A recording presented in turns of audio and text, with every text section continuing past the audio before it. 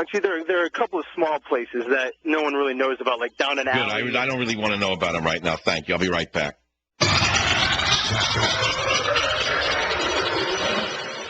Armstrong and Getty, weekday morning 6 to 10. They kind of break the monotony of life. Talk 910 KNEW.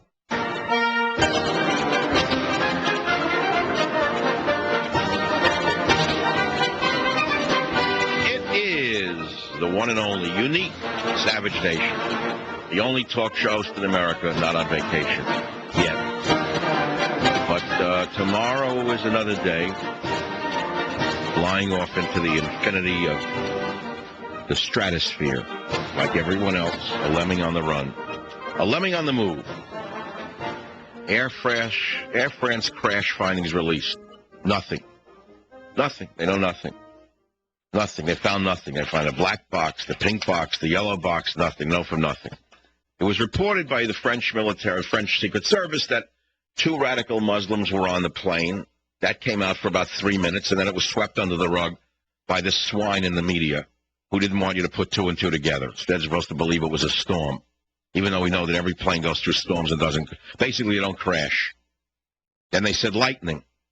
They have 2 days, the idiots in the media said it was lightning, even though we found out later, as we all knew, that all planes are hit by lightning, and they don't crash. Then the schmucks in the media were told that it might have been something else, but we're going to find it. We didn't find it, but we don't know what it is. But any minute we're going to find the pink box. The pink box wasn't found, but we can tell you definitively that we don't know anything about radical Muslims on the plane, and it's probably pilot error because they're dead anyway. So in other words, you got nothing out of the press. They're on vacation as well. Okay, so that's why we're talking about everything under the sun of the Savage Nation. There are many stories we can cover. Los Angeles, KGIL, Stan, you're on the program. Go ahead, please. Dr. Savage, another ex-New Yorker talking to you. Sorry to hear it. By the way, you were just talking about that airplane crash. I have my degree in aeronautical engineering, so I know a little about it. You do? You actually went to college and learned something? You must be over 50. I'm a decade older than you are, Dr. Savage. You're a decade older than me, and you're I love aeronautical engineering. What a great field. What a great field. Now, wait a minute. If you're in your 70s, is that what you're saying? That's correct. So when you went to college, it was in the 50s. Well, I graduated from New York University School of Engineering in the early 50s. They don't have an engineering school anymore, do they? Now it's all dance therapy? 1973, they sold it. No, I'm saying in your days, NYU had a School of Engineering. Today, they turned it into a School of Dance Therapy, I think. Well, pretty much. We had the first Guggenheim School of Aeronautics in the country. Amazing. Guggenheim, Harry Guggenheim, and so on. Set up various... So let me ask you, wait, Stan, so you're a smart guy, highly educated, you live in L.A., and you listen to the show, and the reason you called is? Well, I'll talk about any topic that you wanted to talk about. That's good. That means you're bored to death already for the long weekend ahead of you. Oh, not quite. I'm a pretty busy guy. A consummate do-it-yourselfer, so I keep busy. But, no, Stan, I'm serious. Come on now. You live in L.A., you're an ex-New Yorker, and you're not a liberal? How'd that happen? Well, I might be partially liberal. All right, thank God. I was just testing to see because I was afraid that something was wrong with this picture, because a guy from your generation who went to NYU, if you're not part liberal, then something's wrong with the picture. All I care about is I don't care what a person's politics are, as long as they're willing to reason with me. Then we can get somewhere. And if I have a president, I don't care whether he's Democrat or Republican, if he's robbing the public, don't you think it's my obligation to point it out? You betcha. And all right, so I did so for 8 straight years with Bush. And I have an obligation to tell you when I think that the Obama administration is screwing the public. Isn't that my job? It certainly is. You know, when you talk about health plans, I'm a retired federal employee. Federal employees' health benefit plan. Anything they're talking about now can work against us. Wait a minute. You mean the new health proposal that the Great One is proposing will actually take away benefits from federal workers? I believe so. Well, yes, I would expect everyone's going to pay something in order to make certain that the 30 million illegal aliens get free medical care. Make no mistake about it. This plan is being put in place knowing what the next step is, which is granting illegal immigrants citizenship. and putting all of them on the government health program. So who do you think's going to pay for them? We will, of course. Well, Stan, we're bankrupt as it is. How much more can we take? Well, I'm almost out of time. Stan, God bless you. I'm sending you a free copy of Psychological Nudity, because of all the people who called today, you might like some of the stories. Stay on the line. And if you want to buy yourself a present for July 4th, you can't buy any of my books. It's too late, but you can buy them for July 9th on michaelsavage.com. I'm going to be off tomorrow. With God's will and your listenership, I'll be back sometime in the future. Savage. Michael Savage. Afternoons 3 to 7 on Talk 910 KNEW and online at 910KNEW.com. Coming up next, from San Fran Freak Show, The Savage Nation, from Talk 910 KNEW. Armstrong and Getty. They're not bullies with a microphone. Weekday morning 6 to 10. Talk 910 KNEW. Warning. The Michael Savage Show contains adult language, adult content, psychological nudity. Listener discretion is advised.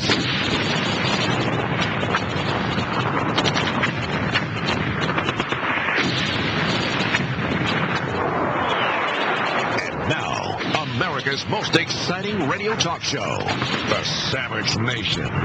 Here is Michael Savage.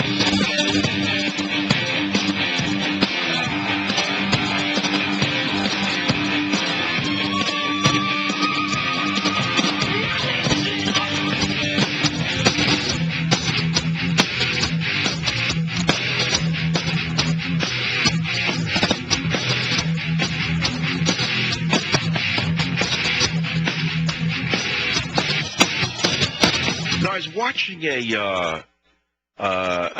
a couple of channels I'm addicted to on television. I admit I'm going blind from the internet and television. It's sad. I'm addicted. I can't stop it, but that's the way it is. It's horrible. Everything's blurry. And then I watch military history almost incessantly, and I watch History Channel almost incessantly.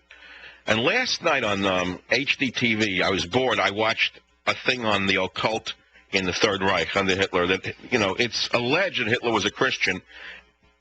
His henchmen were Christians, but you well know and I well know that they weren't. They had been born, of course, in Catholic nations or such, but they were all devout occultists, and they practiced the occult behind the scenes. Most Germans did not know that they were led by an occult maniac, Adolf Hitler, and was surrounded by Satanists. And to this day, they don't understand that they were surrounded by Satanists, nor do the American people themselves understand what was going on historically, because they don't teach any of this. They don't understand that most of the atrocities, not all of them, were carried out by the SS, who answered only to Hitler, separate from the Wehrmacht, which does not mean there were not atrocities conducted by the Wehrmacht, the German army, but it's important for you to understand this, to understand what was going on. These children were brainwashed in a Hitler youth from childhood on.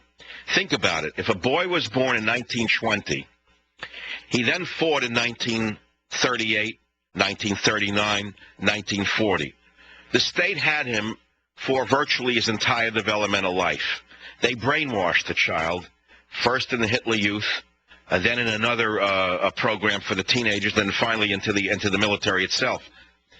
When I heard that Obama wanted to create a military unit or a special unit of children, a national service children, that will answer only to the White House, every nerve in my body went into overdrive. Do you remember that statement? Listen to it now if you don't.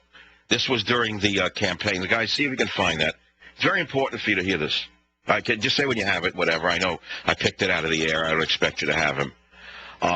Listen to this, because this could be coming to a neighborhood near you. If you don't have it, you don't have it. But say you have it or don't. You're leaving me in a lurch here. Another 50 minutes. All right. Figure out 9 o'clock tonight I'll have it when I need it, when I'm passed out from exhaustion. Anyway, during the campaign, Obama gave himself away in many different ways. Reverend Wright was perhaps the most telling giveaway of who Obama is inside the head, between the ears, where it counts. You say it doesn't matter that a man sat in a church for 20 years and listened to vile anti-Americanism with a special twist of anti-whiteism. You say it doesn't matter. I say it does matter.